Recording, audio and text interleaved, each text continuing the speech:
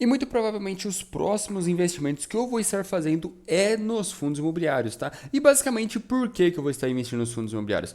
Olha, se a gente for estar analisando aqui, tá? Esse daqui é o gráfico do IFIX. O IFIX é basicamente um conjunto de fundos imobiliários que geram um índice e basicamente ele representa o mercado. Tem vários fundos ali que não são exatamente bons, mas fazem parte do IFIX, mas mesmo assim a gente não vai entrar em detalhes nisso, mas vai estar entrando em detalhes das possíveis altas que podem começar a acontecer com os fundos imobiliários.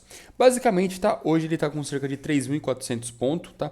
No último aqui, ó, no último mêsinho, ele teve uma leve alta. Nos últimos 6 meses, ele tem uma alta de 11% e nesse ano está subindo aqui cerca de 11,9%, tá?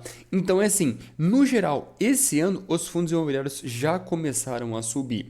É claro que quando a gente abre o período aqui, tá? A gente vai ver aqui ele, ali, principalmente no final do ano, teve uma grande queda, depois conseguindo se recuperar. Se você tivesse comprado logo em dezembro ali, você já teria um lucro de no mínimo ali uma média de quase 20%, sem contar os dividendos, mas mesmo assim, no geral, eles estão subindo e começando a se recuperar, superando o patamar de 2025. Mas até aí tudo beleza, a gente já sabe, né? Principalmente nós que estamos investindo. Só que qual que é o grande ponto? O que está freando aqui os fundos imobiliários? Principalmente é esse carinha aqui, olha, a Selic, tá? Hoje a Selic tá na casa aqui, ó, de 15%. E o porquê que o pessoal sobe a Selic? Toda vez que sobe a Selic vai acontecer o que com os fundos imobiliários? Os fundos imobiliários vão cair. Por quê? Qual que é o pensamento da galera? Por que que eu vou receber 10% aqui, olha, de dividendo yield, tá? Porque quem paga dividendo é fundo imobiliário ali. Por que que eu vou estar recebendo ali 10% de dividendo yield, sendo que eu posso receber, por exemplo, 10% da Selic, que é um investimento sem risco nenhum e basicamente com um retorno garantido? Toda vez que a Selic começa a subir, faz os fundos imobiliários cair. A Selic começou a cair, os fundos imobiliários fazem o movimento exatamente ao contrário. Então, se você observar, o cenário está extremamente desfavorável para os fundos imobiliários. Porém, qual que é o grande ponto positivo? É de que a baixa ali, a mínima dos fundos imobiliários, já pegou, chegou nela e está começando a mostrar sinais de melhora. Tanto da Selic, que a gente vê que a Selic está começando a chegar num patamar ali de mais estabilizado, a gente provavelmente não vai chegar numa Selic ali na casa de 16, 17, 18%, principalmente por conta disso daqui, olha, dos DI futuro. Então, os DI futuro aqui nossos já se estabilizaram. O DI futuro é basicamente o que se refere a Selic ali no futuro. Com o DI futuro se estabilizando, nós temos outros dados aqui, como no IPCA, que o IPCA no mês de abril fechou aqui ó, na casa de 5,53 e depois fechou aqui agora no mês de maio de 5,32. Então está começando a apresentar uma leve melhora. Se o IPCA continua caindo, o que é muito provável que aconteça nesse mês aqui que nós estamos passando no mês 6 de 2025, muito provavelmente nas próximas reuniões do Copom, a Selic ou deve se manter o mesmo patamar ali de 15% ou então começar a cair aos poucos. O ponto é de que a Selic começou a cair, os fundos imobiliários vão começar a subir. É ponto, isso aqui é fato.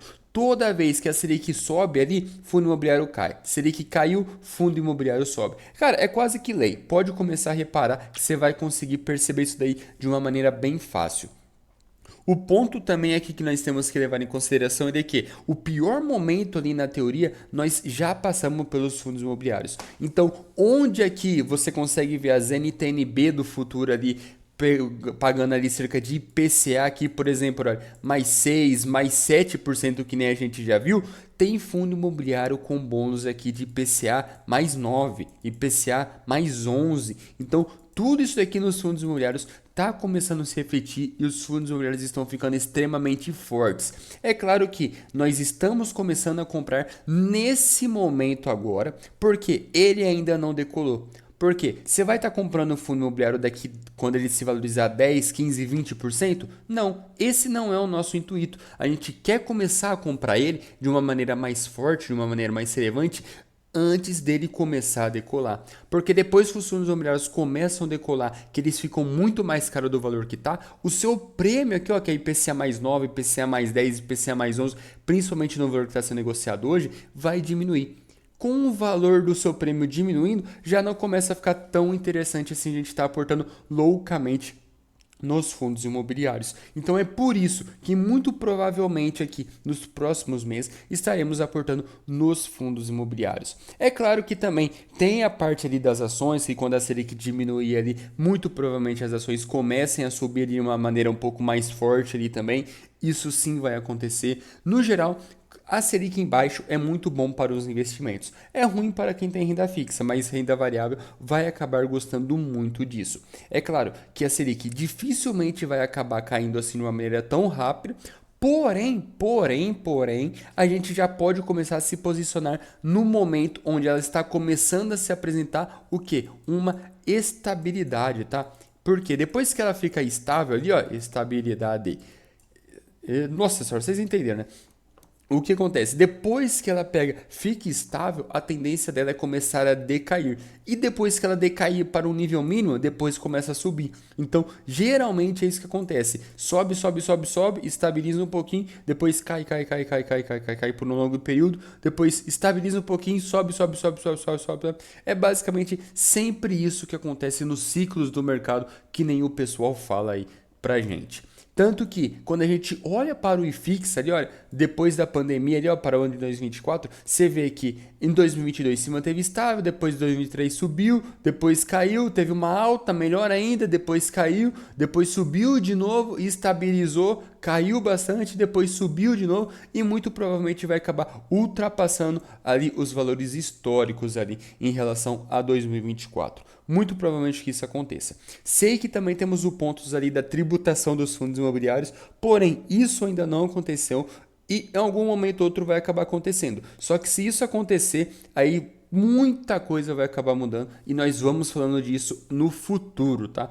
Eu já estou investindo cerca de quase 6 anos e todo ano aparece esse negócio aqui de tributação dos fundos imobiliários. Quando tributar, a gente vai vir aqui sentar e conversar sobre o que a gente vai fazer. Por enquanto, segue a estratégia.